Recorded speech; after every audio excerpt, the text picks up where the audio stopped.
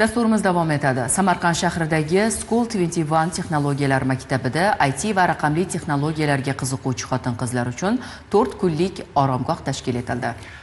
Respublikamiz bo'ylab nomzodlardan 400 dan ortiq arizalar kelib tushgan va ular orasidan 50 nafar eng saralari ishtirokchiga aylangan. Tafsilotlar muxbirimiz reportajida. Dilorom kelajakda o'z oldiga professional dasturchi bo'lish maqsadini qo'ygan va bu yo'lda tinimsiz harakatda. U Andijondan Samarqandga kelib, School 21 raqamli texnologiyalar maktabida IT yo'nalishida tajriba orttirmoqda. Instagramda post ko'rib qoldim. Tekin ta'lim hamma yo'g'i mavjud, shart-sharoitlari joyida va bu narsa menga juda ham katta qiziqish uyg'otdi. Bu yerning metodikasi juda ham boshqacha, chunki bu yerda o'qituvchilar yo'q. O'zingiz o'rganishingiz kerak. Yotoqxonada turganligim men uchun juda ham qulay o'rganishimga. Ular orasidan saralab olinganlar. Samarqand shahridagi School 21 texnologiyalar maktabida Raqamli texnologiyalar vazirligi ko'magida IT va raqamli texnologiyalar sohasiga qiziquvchi xotin-qizlar uchun 4 kunlik oromgoh tashkil etildi.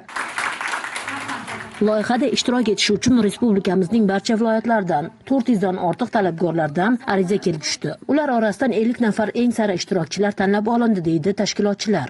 Xotin-qizlar o'z aslida nafaqatgina misol uchun razrabotka yoki ishlab chiqishdanda, misol uchun xotin-qizlarning faoliyatini tahlil qiladigan bo'lsak, hozir meditsina sohasida ham bor xotin-qizlarimiz, aynan qanaqadir dastur yozish masalasi bo'yicha. Bu yili Zulfiya nomiga ham IT sohasi kiritildi va 4 ta IT sohasida faoliyat olib boradigan qizlarimiz o'zlarining o'rinlarini oldi. Ilmiy darajani olishda ham ayollarning foizi ko'tarilgan.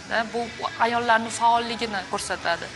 Va kechagi o'zimiz prezidentimizning gapidan ham kelib chiqadigan bo'lsak, agar bitta ayol ilmli, bilimli bo'ladigan bo'lsa, bu oila degani, bilimli el degani. Ushbu 4 kunlik oromgohda qizlar uchun barcha shart-sharoitlar yaratilgan. Oromgoh ishtirokchilari orasida talabgorlardan tashqari turli sohalarda ishlaydigan ayollar ham bor. Farzandi bilan keladigan onalar uchun ham qulaylik yaratish maqsadida bolalar xonasi tashkil etilgan. 4 kunlik oromgoh davomida qizlarimiz nafaqat texnologik bilimlarini oshiradilar, balki liderlik, ushbu IT sohasida gender nomi tanasobligida o'zlarini qanday ushbu sohada o'sishlari mumkinligi haqida bilim va ko'nikmalarga ega bo'ladilar. Shu bilan birga IT sohasida project va product management va freelancerlik platformalari, ushbu platformalarda qanday qilib ko'nikmalarni moliyalashtirish mumkinligi haqida hamda rezyume va portfolio tuzish, ularni mukammallashtirish, STEM yo'nalishida qizlar hamjamiyati, mahalliy va xalqaro qizlar hamjamiyati kabi turli mavzularda bilim va ko'nikmalarga ega bo'ladilar. Bugun minglab iqtidorli va intiluvchan qizlar yangi texnologiyalarni o'zlashtirishga, raqamli sohada karyera qilishga va iqtisodiyot rivojiga hissa qo'shishga tayyor ekanliklarini ko'rsatmoqda.